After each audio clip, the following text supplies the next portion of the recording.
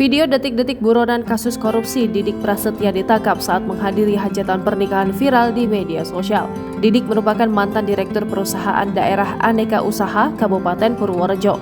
Dalam video yang beredar, tampak yang bersangkutan keluar dari lokasi hajatan pernikahan. Didik mengenakan baju batik lengan panjang tampak menyapa pria baju kotak-kotak yang ada di luar tenda hajatan. Pria baju kotak yang ternyata petugas kejaksaan itu langsung merangkul pundak Didik. Didik masih tampak tenang karena mengira pria baju kotak itu adalah kenalannya. Namun ternyata pria baju kotak itu adalah petugas. Selain itu, Didik juga digandeng oleh pria baju kotak warna navy. Didik lalu dibawa ke dalam mobil, kemudian dalam foto berikutnya, nampak Didik langsung mengenakan rompi tahanan oranye. Video penangkapan pelaku korupsi ini pun mendapat banyak komentar dari para netizen. Dilansir dari Tribun Jogja, penangkapan itu dilakukan pada Rabu 1 Maret 2023 sekitar pukul 9.30 waktu Indonesia Barat oleh tim tangkap buronan Kejari Purworejo, Jawa Tengah. Didik ditangkap saat menghadiri hajatan pernikahan di Desa Jatiwangsan, Kecamatan Kemiri, Purworejo.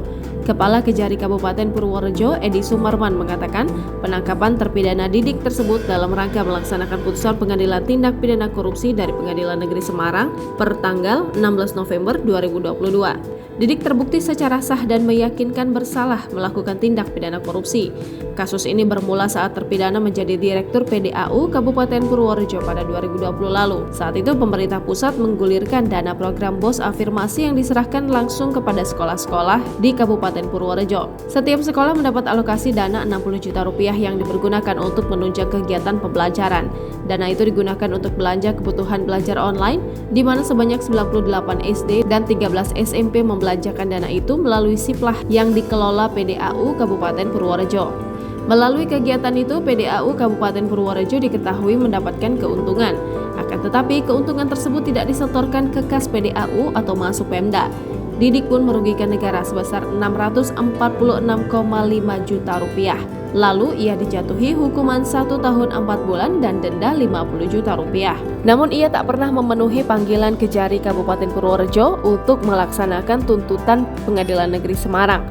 Padahal pihaknya telah melakukan 3 kali pemanggilan dan penjemputan langsung ke rumah terpidana. Namun terpidana tidak mengindahkan pemanggilan dengan beralasan sakit dan sembunyi atau tidak ada di rumah ketika didatangi tim Kejari Purworejo. Jangan lupa subscribe, share, komen, dan like ya!